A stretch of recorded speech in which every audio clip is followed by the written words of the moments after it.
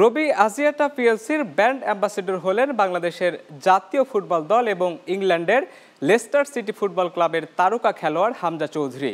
মঙ্গলবার রাজধানীতে রবির কর্পোরেট অফিসে আয়োজিত সংবাদ সম্মেলনে এ তথ্য জানানো হয়। এতে উপস্থিত ছিলেন রবির ম্যানেজিং ডিরেক্টর ও CEO Ziad Shatara, Hamza Chowdhury এবং রবির chief commercial officer Shihab Ahmed, chief corporate and regulatory officer Shahid Alam প্রমুখ।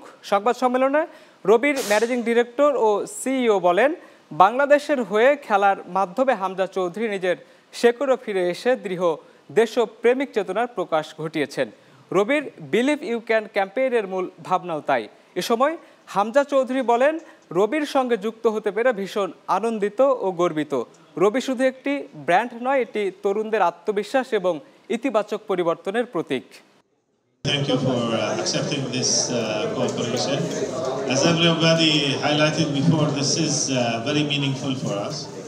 We are doing this because we believe that we inspire the youngsters in Bangladesh to work and believe that they can achieve what others or that they can achieve their dreams and go further in their lives. It was made easy for me because there's been a lot of groundwork already done before I joined the team with the federation, the new coach.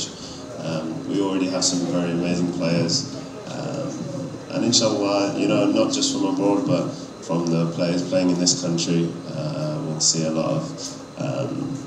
lot of talent come through, and inshallah maybe go and play out in Europe.